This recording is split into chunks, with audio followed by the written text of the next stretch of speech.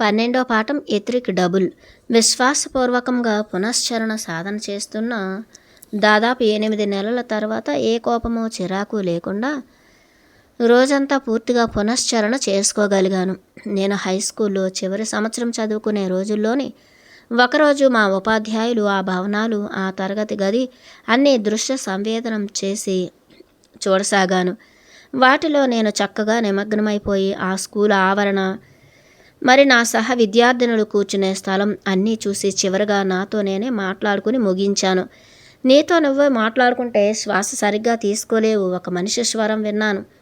నేను అదిరిపడేసరికి నా తల గుహ గోడకు తగిలింది. కళ్ళు తెరవగానే క్లాస్ రూమ్ చిత్రం చెదిరిపోయి ఆ గుహ యొక్క ద్వారం కళ్ళెదురుగా కనిపించింది. అక్కడ ఓ రూపం గొంతు కూర్చున్నట్లు సాక్షాత్కరించింది. వెంటనే నాకు ఆయన సిద్ధగురువు అని స్ఫురించింది. ఆ రోజు నేను కొండల్లో చూసిన ఆయన వీరే. అదే ఆకుపచ్చ విండు బ్రేకర్ ప్యాంటు ధరించి ఉన్నారు.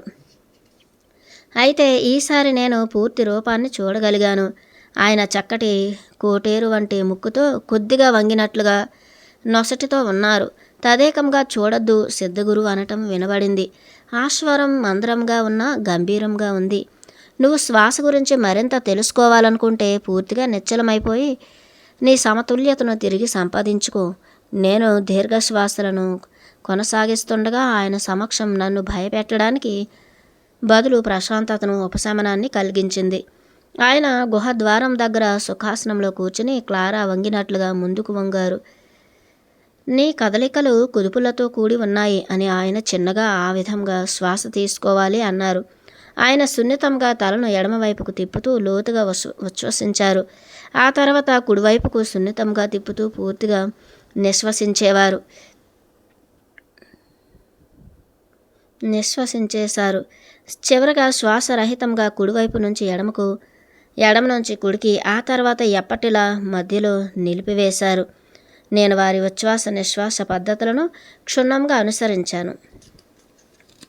ఆ తర్వాత ఇంకా ఇలా నిశ్వాస చేసేటప్పుడు నువ్వు సమీక్షిస్తున్న అన్ని దృశ్యాలు, ఆలోచనలు, మరి భావాలను బయటకు వదిలిపారేయాలి అన్నారు ఆయన. కేవలం నీ మెడ కండరాలతో తలను తిప్పటం మాత్రమే కాదు, నీ మధ్య భాగంలో ఉన్న అదృశ్య శక్తి రేఖలతో దానిని మార్గనిర్దేశం చెయ్యి. ఆ రేఖలను హస్తగతం చేసుకోవడం అనేది పునశ్చరణలో ఒక కీలక సాధన. నాభి దిగువ భాగంలో ఉన్న కీలక శక్తి కేంద్రం ద్వారా శ్వాస మొదలుకొని అన్ని శారీరక కదలికల నిర్వహణ జరుగుతూ ఉంటుందని ఆయన వివరించారు. ఆయన సూచించినట్లుగా నా శ్వాస లయను శిరో కదలికలతో శృతి చేయగా అవి రెండూ కలిసి ఉమ్మడిగా నా పొత్తి కడుపులోని అదృశ్య శక్తి రేఖలను ఆకర్షించుకుని వాటిని బాహ్య అనంతంలోకి విస్తరిస్తాయి. ఈ శక్తి రేఖలు నా శరీరంలో భాగమా లేదా నేను వాటిని ఊహించుకోవాలని అడిగాను. నాకు సమాధానం ఇచ్చేలోగా ఆయన తాను కూర్చున్న స్థితిని మార్చుకున్నారు. ఆ అదృశ్య రేఖలు నీ ఆది భౌతిక శరీరం అంటే నీ డబుల్లో భాగం. ఆ రేఖలను సవరించి ఎంత ఎక్కువగా శక్తిని నువ్వు ఆకర్షించుకుంటే నీ డబుల్ అంతగా బలోపేతం అవుతుంది. నేను తెలుసుకోగోరేది ఏమిటంటే అవి వాస్తవమైనవా లేక ఊహాత్మకమైనవా అని. మన గ్రాహ్యత అనంతంగా విస్తరించినప్పుడు ఏది వాస్తవం కాదు, ఏ ఊహాత్మకము కాదు, ఉన్నదల్లా అవగాహన మాత్రమే. నీ 2 కళ్ళు మూసుకుని నువ్వే తెలుసుకో. నేను కళ్ళు మూయాలని అనుకోలేదు. ఆయన ఉన్నపాటుగా ఏమైనా మహిమలు చేస్తే చూడాలని ఉంది. కానీ నా శరీరం తిమ్మిరిగా అనిపించి భారమైపోయి కళ్ళు తెరిచి ఉంచాలన్న ఆకాంక్షను నీరుగారుస్తూ నా కనురెప్పలు వాటంతటవే మూతలు పడిపోయాయి. డబుల్ అంటే ఏమిటి? నేను మగత లాంటి స్థితిలోకి వెళ్లే ముందు అడిగాను. ఇది ఒక మంచి ప్రశ్న ఆయన అన్నారు. అంటే నీలో ఓ భాగం ఇంకా ఎలర్ట్గా వింటూ ఉందని అర్థం. తన ఛాతీ నిండుగా ఒక లోతైన శ్వాస తీసుకున్నట్లు భావించాను. తిరిగి నెమ్మదిగా నిశ్వసించాక ఆయన అన్నారు, భౌతిక శరీరం ఒక కవచం, ఒక పాత్రలా అనుకుంటే నీ శ్వాస మీద ధ్యాసను ఉంచి ఈ ఘన శరీరాన్ని కరిగించవచ్చు. అప్పుడిక మిగిలేది కేవలం సున్నితమైన ఎతిరిక్ డబుల్ లేదా ఆది భౌతిక శరీరమే. అంటే ఇక్కడ నేను అనేది భౌతిక శరీరం కరుగుతుందని కాదు, కానీ మన అవగాహన, దృష్టి ఘన శరీరపు ప్రాముఖ్యత నుంచి మరలటం అన్నమాట. ఈ పరిపూర్ణత ఎలా ఉంటుందంటే సరిగ్గా మనం పరిణితి చెందిన తర్వాత జరిగేదానికి ప్రతికూలంగా ఉంటుంది. మనం శిశువులుగా ఉన్నప్పుడు మనకు డబుల్ గురించి సంపూర్ణ అవగాహన ఉండేది. మనం ఎదిగే కొద్దీ భౌతికం వైపు మరింత ఎక్కువ దృష్టి పెట్టి ఆది భౌతికం నుంచి మన దృష్టిని తగ్గించేశాం. చివరికి పూర్తి పరిణితి సాధించాక మనకు అసలు ఆది భౌతిక శరీరం ఉంటుందనే విషయమే అవగాహన లేకుండా పోయింది. మన మృదు శరీరం పూర్తిగా ప్రాణశక్తిమయం కానీ సాధారణంగా మనకు దాని బాహ్య ఘన శరీరం గురించి మాత్రమే తెలుసు. మన సంకల్పాన్ని అవగాహనతో ఆది భౌతిక శరీరం వైపు మళ్లించడం ద్వారా దాన్ని సాధించవచ్చు అని వివరించారు. మన భౌతిక శరీరం దాని ప్రతిరూపమైన ఆది భౌతిక శరీరంతో మమేకమై ఉంటుంది. అయితే ఆ సంబంధం కేవలం మన భౌతిక శరీరపు ఆలోచనలు భావాలతో కమ్ముకుపోయి ఉంటుంది. మన అవగాహనను భౌతిక శరీరం నుంచి దాని ప్రతిరూపమైన ఆది భౌతిక శరీరానికి మార్చే క్రమంలో మొదట మనం మన అస్తిత్వం యొక్క 2 అంశాలను విభజిస్తున్న అవరోధాన్ని తప్పకుండా కరిగించేయాలి. నేను అది ఏ విధంగా చేయగలమో తెలుసుకోవాలనుకున్నాను, కానీ నా ఆలోచనల వాణిని వినిపించడం అసాధ్యమేమో అనిపించింది. మన అవగాహన రాహిత్య ఆలోచనలు భావాలను పునశ్చరణ సహాయంతో కరిగించేసుకోవచ్చు. ఆయన నాకు సమాధానమిస్తూ చెప్పారు. కానీ డబుల్ను చేరుకోవడానికి ఎంతో నైపుణ్యం, ఏకాగ్రత అవసరమవుతాయి. ప్రస్తుతం నువ్వు నీ ఇతరిక భాగాన్ని కొంతవరకు ఉపయోగిస్తున్నావు. నువ్వు సగం నిద్రలో ఉన్నా కూడా నీ మిగతా సగం జాగృతమై అప్రమత్తంగా ఉన్నది. అదే నా మాట వినగలుగుతోంది, మరి నా ఉనికిని పసిగట్టగలుగుతోంది. మనం లోపల తాళం వేయబడి ఉన్న శక్తిని విడుదల చేయడంలో గణనీయమైన ప్రమాదం పొంచి ఉంది. ఎందుకంటే డబుల్ సున్నితమైనది, దుర్బలమైనది. మన అవగాహనను తరలించే ప్రక్రియలో అది సులువుగా గాయపడవచ్చు అని హెచ్చరించారు. అజాగ్రత్తతో ఆది భౌతిక వలలో సృష్టించే ఒక చిన్న రంధ్రం వల్ల కూడా జీవితంలో ఒక ప్రత్యేక స్థాయి, స్పష్టత మరి నియంత్రణను నిర్వహించడానికి అవసరమైన అపారమైన శక్తిని కోల్పోవచ్చు. ఆ ఆది భౌతిక వల అంటే ఏమిటి? నేను నిద్రలో మాట్లాడుతున్నట్లు గొనిగాను. ఆది భౌతిక వల అంటే భౌతిక శరీరాన్ని ఆవరించి ఉన్న ప్రకాశం ఆయన వివరించారు. ఈ శక్తి వల దైనందిన జీవిత కార్యకలాపాల్లో చినిగిపోయి భారీ శక్తి కోల్పోవచ్చు, లేదా ఇతర వ్యక్తుల శక్తి వలలో మన శక్తి మెలివేసుకుపోయి నిర్వీర్యం కావచ్చు. ఆయన స్వరం నన్ను పూర్తిగా జోకొడుతున్నట్లుగా ఉంది. నేను గాఢ నిద్రలో ఉన్నట్లు నా కడుపు నుంచి శ్వాసిస్తున్నాను. నేను ఉన్నట్లుండి గుహ గోడకు గుద్దుకున్నాను, కానీ ఆ గోడ గట్టిదనాన్ని అనుభూతి చెందలేదు. శ్వాస ప్రక్రియ భౌతిక అభౌతిక స్థాయిల్లో పనిచేస్తుంది అన్నారు. ఇది ఆది భౌతిక వలలో ఉన్న అవకతవకలను మరమ్మత్తు చేస్తూ దాన్ని బలంగా మరి తేలికగా చేస్తుంది.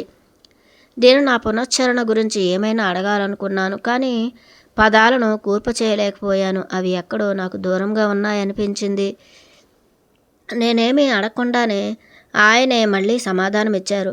ఇదే నువ్వు గత కొద్ది నెలలుగా చేస్తున్న పునశ్చరణ. నీ ఆది భౌతిక వల నుంచి కోల్పోయిన లేదా దైనందిన జీవిత కార్యకలాపాల ఫలితంగా చిక్కుకుపోయిన నీ శక్తి తంతువులను తిరిగి పొందుతున్నావు. ఆ పరస్పర క్రియపై దృష్టి సారించడం వల్ల 20 సంవత్సరాలకు పైగా ఎన్నో స్థలాల్లో నువ్వు వెదజల్లిన నీ శక్తిని తిరిగి వెనుకకు లాక్కుంటున్నావు.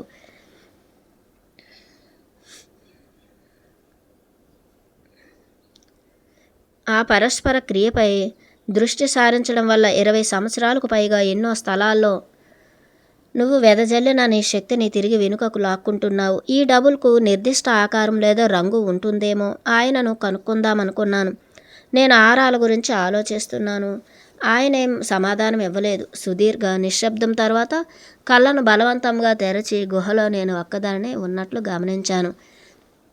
చీకట్లో నుంచి గుహ ద్వారం దగ్గర ఆయన్ను నేను ఇంతకుముందు చూసిన చోట వెలుగులో వెతికాను. ఆయన దూరంగా ఉండి నేను గుహ నుంచి బయటకు రావటం కోసం వేచి ఉన్నారేమోనని అనుమానించాను. నేను చూస్తుండగా ఒక ప్రకాశవంతమైన వెలుగు నా నుంచి 2 అడుగుల దూరంలో తేలియాడుతున్నట్లు కనిపించింది. ఈ భ్రాంతి నన్ను కాస్త భయపెట్టినా కానీ అలాగే నా కళ్ళు తిప్పుకోనేయకుండా కట్టిపడేసింది. నా దృష్టిని దానిపై కేంద్రీకరించగానే ఆ వెలుగు సజీవమైనది, చైతన్యవంతమైనది, మరి ఎరుకతో కూడినదని నిర్హేతుకమైన నిశ్చయానికి వచ్చాను. ఆ ప్రకాశించే గోళం అకస్మాత్తుగా దాని పరిమాణానికి రెట్టింపై విస్తరించింది. మరి దాని చుట్టూ వృత్తాకారంలో నిండు ఊదారంగు వలయం ఏర్పడింది. భయపడిపోయి కళ్ళు రెండు గట్టిగా మూసేసుకున్నాను. ఆ కాంతి అదృశ్యమవగానే నేను గుహలో నుంచి దానిలో నుంచి దాటకుండా బయటకు రావచ్చని ఆశించాను. నా గుండెల్లోంచి హృదయ స్పందన బిగ్గరగా వినిపిస్తోంది. ముచ్చెమటలు పట్టాయి. గొంతు తడారిపోయి బిగుసుకుపోతోంది. చాలా గట్టి ప్రయత్నంతో నా శ్వాస వేగాన్ని క్రమబద్ధీకరించుకున్నాను. నేను మళ్ళీ కళ్ళు తెరిచి చూసేసరికి ఆ కాంతి అంతర్ధానం అయిపోయింది. నేను ఈ మొత్తం సన్నివేశాన్ని ఓ స్వప్నంలా సంపూర్ణంగా వర్ణించడానికి ఉవ్విళ్ళూరుతున్నాను. నేను తరచూ పునశ్చరణ సమయంలో మగత నిద్రలో ఉంటూ ఉంటాను. కానీ ఆ సిద్ధయోగి చెప్పినదంతా ఎంతో స్పష్టంగా పూర్తిగా జ్ఞాపకం ఉంది. జాగ్రత్తగా నేను గుహలో నుంచి పాకుతూ బయటపడి బూట్లు వేసుకుని అడ్డదారిలో ఇంటి ముఖం పట్టాను. క్లారా నా కోసమే ఎదురు చూస్తున్నట్లుగా లివింగ్ రూమ్ తలుపు దగ్గర నిలబడి ఉన్నారు. నేను ఇంతవరకు సిద్ధయోగ గురువుతో మాట్లాడానని అనుకున్నది లేదా అతని గురించి కన్నా ప్రత్యేకమైన కళ మొత్తం వగరుస్తూ వెళ్ళగక్కాను. ఆవిడ చిరునవ్వు నవ్వుతూ తన గెడ్డాన్ని సున్నితమైన కదలికతో ఆర్మ్ చైర్ వైపు చూపించారు. నేను నోరు వెళ్ళబట్టాను. ఆయన ఇక్కడే ఉన్నారు. కొన్ని నిమిషాల క్రితం నాతో గుహలో ఉన్న అదే వ్యక్తి, కానీ దుస్తులు మాత్రం వేరేవి ధరించారు. ఇప్పుడు ఆయన గ్రే కార్డిగన్, స్వెటర్, ఓ స్పోర్ట్స్ షర్ట్ అతికించినట్లు ఉండే ప్యాంటు ధరించి ఉన్నారు. నేను ఊహించిన దానికంటే ఎక్కువ వయసు ఉన్నట్లుగా ఉన్నా చాలా శక్తివంతంగానూ ఉన్నారు. ఆయన వయసు ఎంతో చెప్పడం అసాధ్యమైన విషయం. 40 నుంచి 70 మధ్య ఎంతైనా ఉండవచ్చు. చూడడానికి చాలా బలిష్టంగా ఉన్నారే కానీ సన్నగా కానీ లావుగా కానీ లేరు. నల్లగా చూడడానికి ఇండియన్లా ఉన్నారు. పొడవైన ఆయన ముక్కు, చక్కని నోరు, కొనదేలిన గెడ్డం, మెరిసే నల్లటి కళ్ళు నేను గుహలో చూసినప్పుడు ఉన్నంత తీక్షణంగానే ఉన్నాయి. ఈ పోలికలన్నింటికంటే ఆయన తెల్లని ఒత్తైన నెగనెగలాడే వెంట్రుకలు మరింత కలను తెచ్చిపెట్టాయి. అందరికీ తెల్ల వెంట్రుకలు రాగానే ముసలివారుగా కనిపిస్తారు. కానీ వీరి అద్భుతమైన జుట్టు వల్ల అలా ఏమాత్రం లేరు. నాకు మా నాన్న గుర్తొచ్చారు. ఆయన వెంట్రుకలు తెలుపు రంగులోకి మారినప్పుడు వాటిని రంగులతోనూ టోపీలతోనూ దాచాలని ఎలా ప్రయత్నించేవారో గుర్తొచ్చింది. అయినప్పటికీ కూడా వృద్ధాప్య ఛాయలు శరీరమంతా ప్రతిబింబించేవి. టైషా, నన్ను పరిచయం చేయనివ్వండి. ఇదిగో మిస్టర్ జాన్ మైకేల్ అబ్లర్, క్లారా నాతో అన్నారు. టైషా, నన్ను పరిచయం చేయనివ్వండి. ఇదిగో మిస్టర్ జాన్ మైకేల్ అబ్లర్, క్లారా నాతో అన్నారు. ఆయన మర్యాదగా లేచి నిలబడి తన చేతిని చాచారు. నిన్ను కలిసినందుకు ఆనందంగా ఉంది టైషా, చక్కటి ఆంగ్లంలో చెప్తూ కరచాలనం చేసి నా చేతిని బలంగా ఊపారు. ఆయన ఇక్కడ ఏం చేస్తుంటారో అడగాలనుకున్నాను. అలాగే ఇంత త్వరగా తన దుస్తులను ఎలా మార్చుకున్నారో, లేదా నిజంగా వారు ఇందాక గుహలో ఉన్నారో లేరో, ఇంకా డజన్ల కొద్దీ ప్రశ్నలు నా మనస్సును తొలిచేశాయి. కానీ నేను విభ్రాంతికి లోనైన వాటిలో ఏ ఒక్కటి అడగలేకపోయాను. లోపల ఎంతో గందరగోళంగా ఉన్నప్పటికీ పైకి ప్రశాంతంగా ఉన్నట్లు నటించసాగాను. ఆయన గుహలో ఎంత చక్కగా స్పష్టమైన ఆంగ్ల ఉచ్చారణలో సమాధానమిచ్చారో అని వ్యాఖ్యానించాను. అదంతా నీ మంచితనం, చిరునవ్వుతో అన్నారు. నేను ఇంగ్లీష్ బాగానే మాట్లాడుతాను. ఎందుకంటే నేను ఓయాకి ఇండియన్, అరిజోనాలో జన్మించాను. మీరు మెక్సికోలో నివసిస్తున్నారా మిస్టర్ అబ్లర్? వికారంగా అడిగాను నేను. అవును, నేను ఈ ఇంట్లో నివసిస్తున్నాను. నేను ఇక్కడ క్లారాతో ఉంటున్నాను అని ఆయన జవాబు ఇచ్చారు. ఆయన ఆవిడను చూసిన చూపులో పరిపూర్ణమైన ఆప్యాయత మాత్రమే గోచరించింది. నాకేం మాట్లాడాలో అర్థం కాలేదు. నేను స్వీయ చేతనతో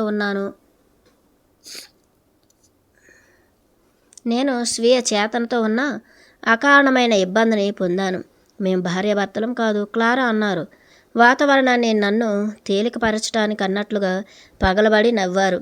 అయితే వారు నవ్వు నన్ను ఏమాత్రం తేలికపరచకపోగా మరింత సెల్ఫ్ కాన్షియస్గా చేసింది. అప్పుడు ఆశ్చర్యపోయేలా నేను అనుభవిస్తున్న భావోద్వేగాన్ని గుర్తించగలిగాను. అది పూర్తిగా ఈర్ష్య.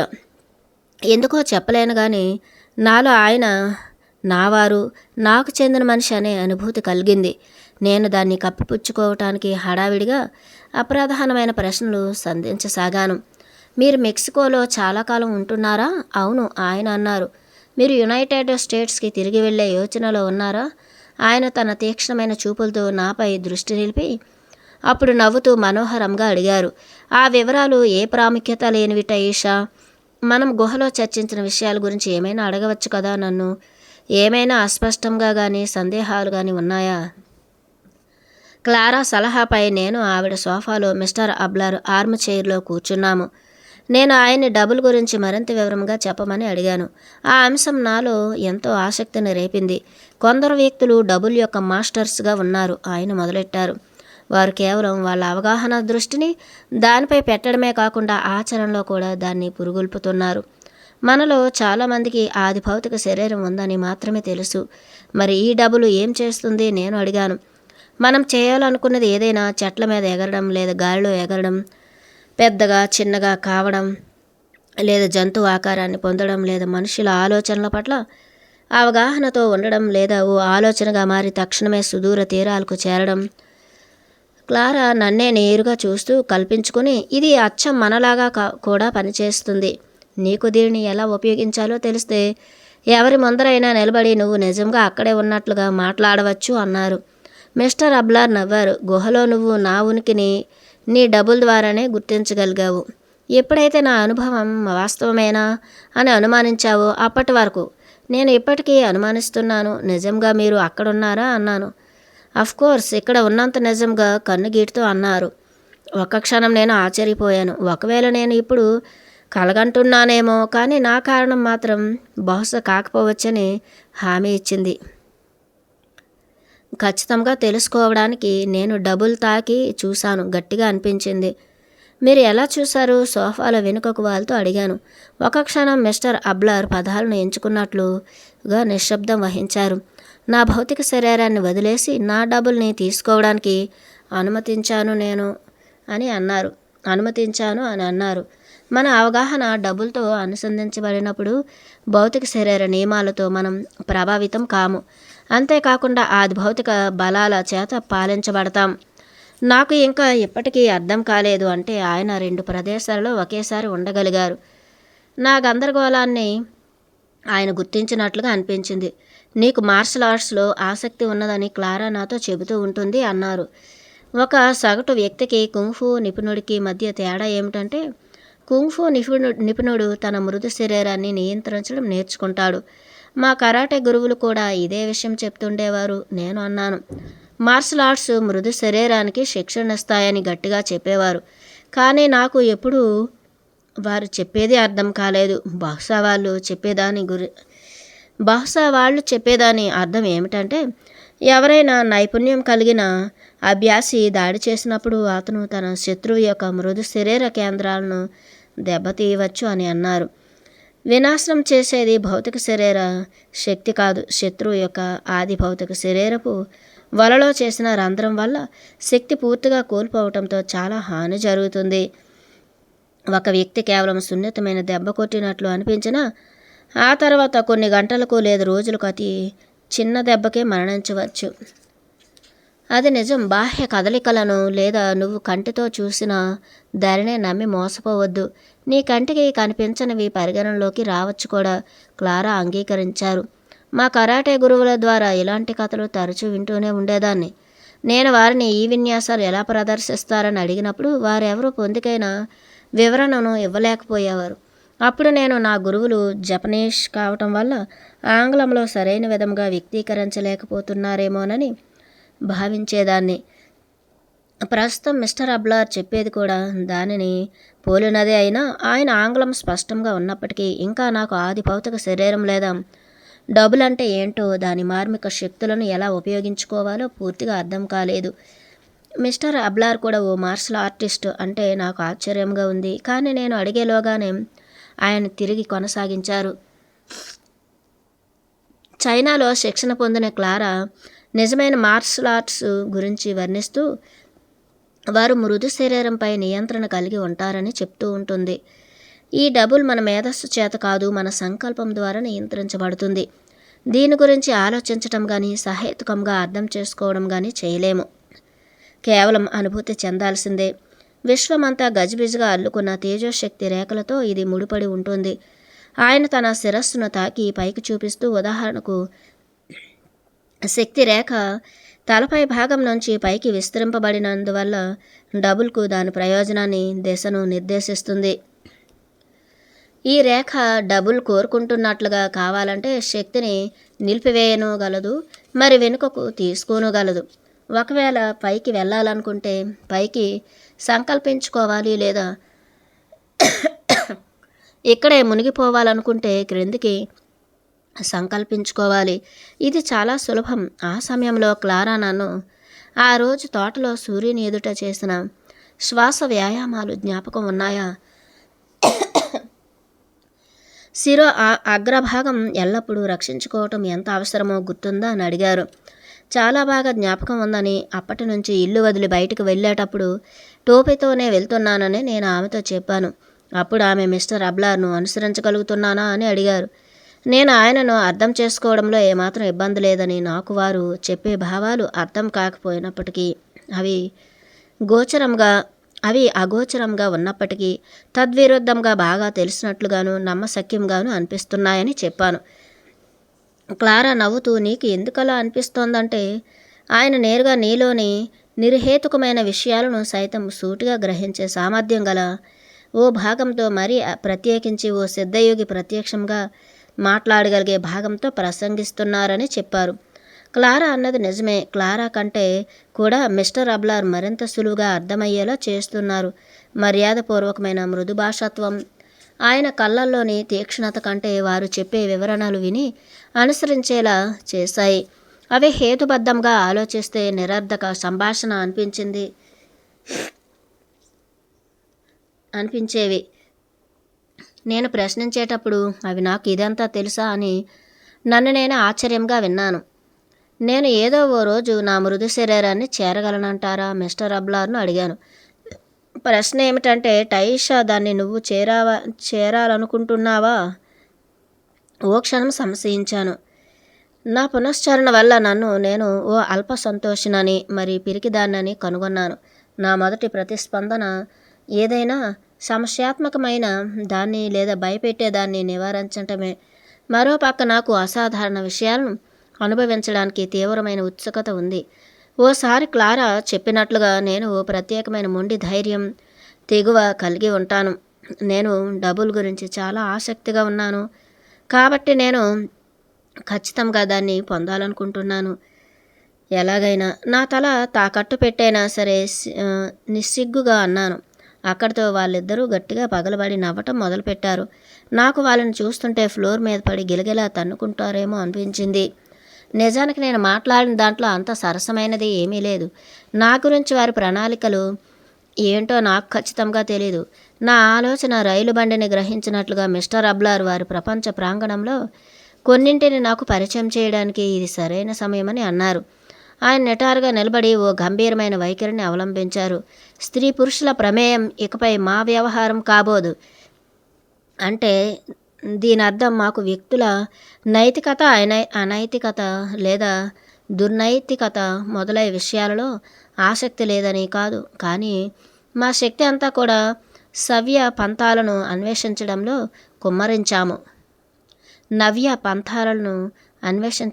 కుమ్మరించాము. నవ్య పంథాలకు ఓ ఉదాహరణను నాకు చెప్పగలరా మిస్టర్ అబ్లార్? నేను అడిగాను. తప్పకుండా. నువ్వు చేస్తున్న పునశ్చరణ ప్రక్రియ ఎలా ఉంది? నేను ఇప్పుడు అడుగుతున్న కారణం ఏమిటంటే, పునశ్చరణ ద్వారా కొన్ని ప్రత్యేక భౌతిక హద్దులను విచ్ఛిన్నం చేయటానికి తగినంత శక్తిని సమకూర్చుకున్నావు. క్లారా పరిభాషలో చెప్పాలి అంటే, నీ సాధారణ జాబితాలో లేని గ్రహింప శక్యంగాని విషయాలను నువ్వు కేవలం ఒక్క క్షణంలో గ్రహించావు. నా సాధారణ జాబితా చాలా విచిత్రంగా ఉంది, నేను తెలిపాను. నేను పునశ్చరణ చేస్తూ చూడడం, గతాన్ని అవలోకించినప్పుడు నేను పిచ్చిదాన్నని అనిపించింది. నిజానికి ప్రస్తుతం కూడా నేను ఓ పిచ్చిదాన్నే. దీనికి రుజువు ఏమిటంటే, నేను ఇక్కడ మేల్కొని ఉన్నానో కలగంటున్నానో చెప్పలేకపోతున్నాను. అక్కడతో మళ్ళీ వాళ్ళిద్దరూ అదేదో కామెడీ ప్రోగ్రాం చేస్తుండగా అప్పుడే కమెడియన్ పంచ్ లైన్ వదిలినట్లుగా పగలబడి నవ్వసాగారు. నాకు చాలా బాగా తెలుసు నీకు ఎంత పిచ్చి ఉందో. చివరికి మిస్టర్ అబ్లార్ అన్నారు, ఎందుకంటే నువ్వు ఇక్కడ మాతో ఉన్నప్పటికీ పిచ్చి కన్నా కూడా నువ్వు బాహ్యంలో మునిగిపోయి ఉన్నావు. ఏదేమైనప్పటికీ నువ్వు ఇక్కడికి వచ్చినప్పటి నుంచి నువ్వు అనుకునే దానికి విరుద్ధంగా గతంలో లాగా ఎక్కువగా మునిగిపోవట్లేదు. కాబట్టి న్యాయంగా చెప్పాలి అంటే క్లారా చెప్పినట్లుగా నువ్వు చేసిన కొన్ని పనులు అంటే సూక్ష్మలోకంలోకి ప్రవేశించటం అనేది బాహ్యంలో మునిగిపోవటం కానీ లేదా పిచ్చితనం కానీ అస్సలు కాదు. అది ఓ నవ్య పంత, సాధారణ ప్రపంచ దృష్టిలో అనూహ్యమైనది, అనామకమైనది. ఓ సుదీర్ఘమైన నిశ్శబ్దం నన్ను ఇబ్బందిగా కదిలేలా చేసింది. దాన్ని విచ్ఛిన్నం చేయటానికి నేను ఏదో చెప్పాలనుకున్నా, కానీ దేని గురించి ఆలోచించలేకపోయాను. అన్నిటికంటే మిస్టర్ అబ్లార్ నాకేసి దొంగ చూపులు చూస్తూ ఉండడం దారుణంగా అనిపించింది. అప్పుడు ఆయన క్లారా చెవిలో ఏదో గుసగుసలాడారు. మళ్ళీ వాళ్ళిద్దరూ మెల్లగా నవ్వుకున్నారు. నాకు చిర్రెత్తుకొచ్చింది. నిస్సందేహంగా వాళ్ళు నా గురించే నవ్వుకుంటున్నట్లుగా అనిపించింది. ఇంకా నేను నా రూమ్కి వెళ్ళటం మంచిదనుకున్నాను. సోఫాలోంచి లేస్తూ అన్నాను, కూర్చో. మేము ఇంకా పూర్తిగా చెప్పనే లేదు. క్లారా అన్నారు, నువ్విక్కడ మాతో ఉండడాన్ని మేము ఎంత అభినందిస్తున్నామో నీకు అర్థం కావట్లేదు. ఉన్నపాటున అబ్లార్ అన్నాడు, నిన్ను ఒక హాస్యభరితమైన వ్యక్తిగా భావిస్తున్నాము. ఎందుకంటే నువ్వు చాలా అసాధారణమైన దానివి. త్వరలో నువ్వు మా పార్టీలో మరో సభ్యురాలిని కలుసుకోబోతావు. తాను నీలాగే అసాధారణమైన కూడా నీకంటే చాలా పెద్దవారు. నేను చూస్తుంటే ఆమె బాల్యం జ్ఞాపకం వస్తోంది. అందుకే నవ్వుకుంటున్నాము. దయచేసి క్షమించు మమ్మల్ని అన్నారు. నన్ను చూసి నవ్వుకోవడాన్ని నేను అసహించుకున్నా. ఆయన నిజాయితీపూర్వక క్షమాపణను అంగీకరించాను. మిస్టర్ అబ్లార్ ఏమీ ఎరుగనట్లుగా తిరిగి డబుల్ గురించి మాట్లాడడం కొనసాగించారు. మనం భౌతిక శరీరం గురించి ఆలోచనలను కొద్ది కొద్దిగా లేదా ఒక్కసారిగా వదిలిపెట్టగానే మన ఎరుక ఆది భౌతిక శరీరం వైపు మరలడం ప్రారంభమవుతుంది. ఈ మార్పును సులభతరం చేయడానికి మన భౌతిక భాగం గాఢ నిద్రలో మునిగి ఉన్నట్లుగా పూర్తిగా ప్రశాంతంగా ఉండి తీరాలి. మన భౌతిక శరీరాన్ని సహకరించేలా ఒప్పించుకోవటంలోనే ఉంది అసలు కష్టమంతా. ఎందుకంటే ఇది అప్పుడప్పుడు దాని నియంత్రణను కోల్పోతూ ఉంటుంది. మరి నేను నా భౌతిక శరీరాన్ని వదిలిపెట్టేదలా నేను అడిగాను. నువ్వు దాన్ని ఫూల్ని చేయి అన్నారు. నువ్వు నీ శరీరాన్ని గాఢ నిద్రలో ఉన్నట్లుగా అనుభూతి చెందు. ఉద్దేశపూర్వకంగా నీ ఎరుకను దానిపై నుంచి మళ్లించడం ద్వారా నిశ్శబ్దపరచు. నీ శరీరం మనస్సు రెండు విశ్రాంతిగా ఉన్నప్పుడే నీ డబుల్ మేల్కొని బాధ్యత స్వీకరిస్తుంది. నేను మిమ్మల్ని అనుసరిస్తున్నట్లుగా భావించట్లేదు అన్నాను నేను. మాతో వెర్రి వేషాలు వేయొద్దుట ఈషా, చెంపపెట్టులా క్లారా తీవ్రంగా అన్నారు. నీకు ఇది గుహలో చేసినప్పుడు తెలుసు. నాగువాళ్ళు చెప్పేది గ్రహించే క్రమంలో నీ డబుల్ను ఉపయోగించే ఉండాలి. నువ్వు నిద్రలో ఉన్నా ఒకే సమయంలో ఎరుకలో ఉన్నావు. మిస్టర్ అబ్లార్ను నాగువాలని సంబోధించడం మాత్రమే క్లారా చెప్పిన దాంట్లో నా దృష్టిని ఆకర్షించింది. ఆ పదానికి అర్థం చెప్పమని కోరాను. జాన్ మైఖేల్ అబ్లార్ ఒక నాగువాళ్ళు. ఆమె సగర్వంగా చెప్పారు. ఈయన నా మార్గదర్శి, నా శ్రేయోభిలాషి. ఏ ఊహ మాత్రంగానో ఈయన నా మనిషి కారు, కానీ ఈయనే నా జీవితంలో ప్రేమ. నీ జీవిత సర్వస్వం ఆయనే అయినప్పుడు ఆయనే నీకు కూడా నాగువాలు కాగలరు. అలాగే ఆయనను మిస్టర్ అబ్లార్ లేదా జాన్ మైఖేల్ అని కూడా పిలవచ్చు. అబ్లార్ నవ్వేశారు. క్లారా చెప్పిన విషయాలు ఓ కోణంలో మాత్రమే ఉన్నట్లుగా. కానీ క్లారా తాను చెప్పిన ప్రతి పదానికి అర్థం తన చూపులో తెలియచేయడానికి అన్నట్లుగా తదేకంగా చూస్తుండిపోయారు. ఆ తర్వాత నిశ్శబ్దాన్ని మిస్టర్ అబ్లార్ భగ్నం చేశారు. మృదు శరీరాన్ని ఉత్తేజితం చేయడానికి మొదట నువ్వు నీ శరీరంలోని ప్రత్యేక కేంద్రాలను తెరిచి ఉంచాలి. అవే గేట్లుగా పనిచేస్తాయి ఆయన కొనసాగించారు. ఎప్పుడైతే అన్ని గేట్లు తెరుచుకుంటాయో నీ డబుల్ దాని రక్షణ వలయం నుంచి ఆవిర్భవిస్తుంది. లేకపోతే అది ఎప్పటికీ దాని బాహ్య వలయంలోనే ఉండిపోతుంది. ఆయన క్లారాను లోపల నుంచి ఓ చాప తెమ్మని కోరారు. ఆయన దాన్ని ఫ్లోర్ మీద పరిచి నన్ను వెలకలా పడుకోమని కోరారు. మీరు నన్ను ఏం చేయబోతున్నారు? నేను అనుమానాస్పదంగా అడిగాను. నువ్వు అనుకుంటున్నట్లుగా మాత్రం కాదు, చటుక్కునన్నారు. క్లారా చక్కెల గింతలు పెట్టినట్లు నవ్వారు. టైషా పురుషుల విషయంలో నిజంగా జాగ్రత్తగా ఉంటుంది. ఆమె మిస్టర్ అబ్లార్కు వివరించారు. అదే ఆమెకి ఏ మంచి చేయలేదు. నన్ను మరింత సచేతన అనుభూతికి గురి చేస్తూ సచేతనానుభూతికి గురి చేస్తూ ఆయన జవాబిచ్చారు. నా ఎదురుగా ఏ ఎరుకను ఈ భౌతిక శరీరం నుంచి దాన్ని ఆవరించి ఉన్న ఆది భౌతిక శరీరానికి మార్చగల ఒక సులభమైన పద్ధతిని చూపించబోతున్నారని ఆయన తెలిపారు. క్రింద పడుకుని కళ్ళు మూసుకో, కానీ నిద్రలోకి జారవద్దు అని ఆదేశించారు. ఆయన అడిగినప్పుడు వారి ముందర కింద పడుకోవడం వింతగా ఎంతో ఇబ్బందికరంగా అనిపించింది. ఆయన నా ప్రక్కన మోకాళ్ళపైన నిలబడి మృదువైన స్వరంతో చెప్పసాగారు. నీ శరీరం నుంచి ఇరుప్రక్కలకు రేఖలు విస్తరిస్తున్నట్లుగా ఊహించు. పాదాల నుంచి ప్రారంభించి ఆయన అన్నారు. ఒకవేళ నేను వాటిని ఊహించలేకపోతే నువ్వు అనుకుంటే కనుక నువ్వు ఖచ్చితంగా చేయగలవు అన్నారు. సంకల్పించి నీ బలాన్నంతా ఉపయోగించి ఆ రేఖలకు అస్తిత్వాన్ని ఇవ్వు. నిజానికి ఆ రేఖలను ఊహించుకుని పాల్గొనేలా చేయటం కాదని, శరీర ఉపరితలం నుంచి రహస్యంగా వాటిని బయటికి లాగే పనిగా నా కాలి వేళ్ల నుంచి మొదలుపెట్టి తలపై భాగం వరకు నిరంతరంగా పైకి లాగడం అని విశదీకరించారు. అలాగే అరికాళ్ళ నుంచి క్రిందికి దూసుకు వెళ్ళే రేఖలు నా శరీరం నిలువెల్లా చుట్టేస్తూ తల వెనుక భాగం వరకు, మరి మిగతా రేఖలు నా నుదుటి నుంచి పైకి క్రిందికి నా శరీరం ముందు భాగం నుంచి పాదాలకు ఒక వలలా లేదా ప్రకాశించే శక్తితో కకూన్లాగా ఉంటాయని తెలిపారు. నీ భౌతిక శరీరాన్ని వదిలేసి నీ దృష్టిని ఆ ప్రకాశించే వలపై ఉంచేంత వరకు నీ సాధనను కొనసాగించు ఆయన అన్నారు. చిట్ట చివరకు నువ్వు ఒకే ఒక్క ఆలోచన ఆ వలపై వేసి కొనసాగించగలవు. నేను విశ్రాంతిగా ఉండటానికి ప్రయత్నించాను. ఆయన స్వరం ఉపశమనం కలిగించేలా ఉందని అనిపించింది. దానికి మంత్రముగ్ధులను చేసే నైపుణ్యం ఉంది. కొన్నిసార్లు చాలా దగ్గరగా, మరికొన్నిసార్లు దూరంగా వినిపించసాగింది. నా శరీరంలో ఎక్కడైతే ఆ వల బిగుతుగా లేదా గట్టిగా ఉందో, లేక రేఖలు విస్తరించడానికి కష్టంగా ఉందో, లేక రేఖలు వెనక్కి మళ్ళీ చుట్టుకుపోయాయేమో ఆ భాగాల్లో నా శరీరం పోయాయో ఆ భాగాల్లో నా శరీరం బలహీనంగా లేదా గాయపడినట్లుగా భావించాలని ఆయన హెచ్చరించారు. నీ డబుల్ను ఆది భౌతిక వల నుంచి విస్తరించడానికి అనుమతించడం ద్వారా ఆ శరీర భాగాలను నయం చేసుకోవచ్చు. నేను అది ఎలా చేయగలను? సంకల్పం ద్వారా, కానీ నీ ఆలోచనలతో కాదు.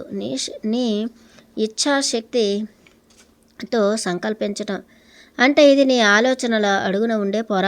జాగ్రత్త విను. నీ ఆలోచనలకు ఆవల ఉంటూ దీనిని చూడు. సంకల్పం అనేది ఆలోచనలకు అతీతంగా ఉండటం వల్ల మనం దాని గురించి మాట్లాడలేము, మనం దానిని అనుభూతి చెందలేము, కానీ మనం దాన్ని ఖచ్చితంగా ఉపయోగించవచ్చు. నా సంకల్పంతో సంకల్పించడం ఎలాగో నేను గ్రహించలేకపోయాను. వలను అందుకోవటం పెద్ద కష్టమేమి కాబోదని మిస్టర్ అబ్లర్ అన్నారు. ఎందుకంటే గత కొన్ని మాసాలుగా తెలియకుండానే నా పునశ్చరణ సమయంలో ఇలాంటి ఆది భౌతిక రేఖలను భావన చేయడం జరిగింది. ఆయన సూచన మేరకు నా శ్వాస మీద ధ్యాసను ఉంచి ప్రారంభించాను. కొన్ని గంటల కాలం గడిచిన తరువాత నేను 1-2 సార్లు మగత నిద్రలోకి వెళ్ళబోయేటప్పుడు చివరికి నా పాదాల్లోనూ తలలోనూ ఒక తీవ్రమైన జలధరించే వెచ్చని అనుభూతి చెందాను. ఆ వేడి నా శరీరం నిలువెల్లా ఒక వలయంలా చుట్టుముట్టింది. మిస్టర్ అబ్లర్ మృదువైన స్వరంతో నా శరీరం వెలుపల వేడిపై దృష్టిని ఉంచమని, దాన్ని విస్తరించడానికి ప్రయత్నించమని గుర్తు చేశారు. శరీరం లోపల నుంచి వెలుపలికి పంపించి దాన్ని విస్తరించుకోవడానికి అనుమతించమన్నారు. నాలోని ఉద్రిక్తత అంతా అదృశ్యమయ్యే వరకు నా శ్వాసపై ధ్యాసను ఉంచాను. నేను మరింత విశ్రాంతిని పొందుతుండగా నాలో వెచ్చని జలద్రింపు దాని పనిని అది చేసుకుపోయింది. అది బయటికి చాచడం కానీ లేదా విస్తరించడం కానీ చేయలేదు. దానికి బదులుగా అది సంకోచించి నేను ఒక అతిపెద్ద బెలూన్పై వెల్లకిలా పడుకుని అంతరిక్షంలో తేలుతున్నట్లుగా భావించాను. ఒక్క క్షణం